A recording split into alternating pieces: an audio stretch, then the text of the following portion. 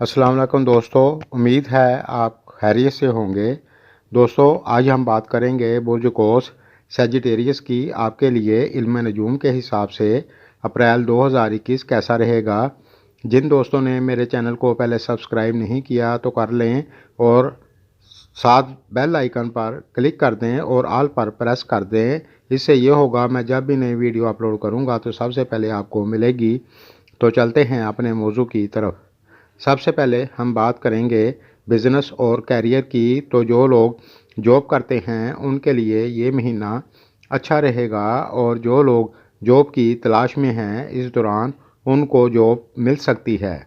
लेकिन इस महीने में आपको अपने गुस्से पर कंट्रोल करना होगा और दिल लगाकर मेहनत करेंगे तो इंशाल्लाह आपको कोई दिक्कत नहीं होगी। और जो लोग बिज़नेस व्यापार करते हैं उनके लिए भी ये महीना अच्छा रहेगा। और जो लोग इंपोर्ट एक्सपोर्ट का काम करते हैं उनके लिए, और जो लोग मैन्युफैक्चरिंग करते हैं उनके लिए भी ये महीना अच्छा रहेगा। आपकी इनकम अच्छी होगी। इस दौरान अगर कोई अपने कारोबार में बदलाव करना चाहते हैं तो कर सकते हैं, लेकिन जितना है उसी में बेहतरी करें। इस दौरान एक्स्ट्रा पैसा ना लगाएं तो अच्छा रहेगा, और मेहनत ईमानदारी से अपने काम को करें, इंशाल्लाह कोई दिक्कत नहीं होगी। दोस्तों, कुछ चीज़ों में इस दौरान थोड़ी दिक्कत हो सकती है, आगे चलकर आपको इसका हल भी बताया जाएगा। दोस्तों, मैं हूँ या आप, हर एक के लिए महीने में 2-4 दिन थोड़े स्लो होते हैं, वो तारीखें नोट फरमा लें। और इस दौरान आप अपने बड़े और ज़रूरी कामों को करने में एहतियात करें। 1-2 अप्रैल, 11-12, 20, 21 और 29-30 अप्रैल हैं। इस दौरान आप कोई नया काम ना करें तो अच्छा रहेगा। अब बात करते हैं तालीम की। तो इस महीने में आपको दिल लगाकर मेहनत करनी होगी। अगर आप दिल लगाकर पढ़ाई करेंगे तो आपको कोई दिक्कत नहीं होगी इंशाअल्लाह।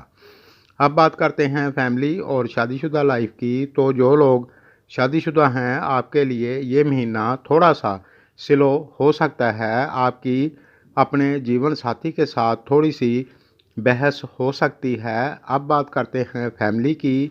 तो इस लिहाज से आपकी फैमिली के साथ भी थोड़ी सी अनबन हो सकती है, लेकिन फैमिली में खुशी का माहौल भी रहेगा। कोई ज़्यादा परेशानी वाली बात नहीं है।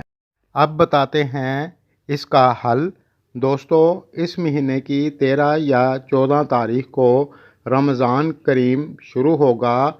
आप इस महीने की बरकतों को ज़्यादा से ज़्यादा हासिल करें और साथ हस्बे तौफीक सदका देते रहें, और हस्बे तौफीक किसी ज़रूरतमंद का ख्याल रखें। फिर आप देखें आपको खुशियाँ ही खुशियाँ मिलेंगी, कोई दिक्कत नहीं होगी इंशाअल्लाह। अब बात करते हैं सेहत की।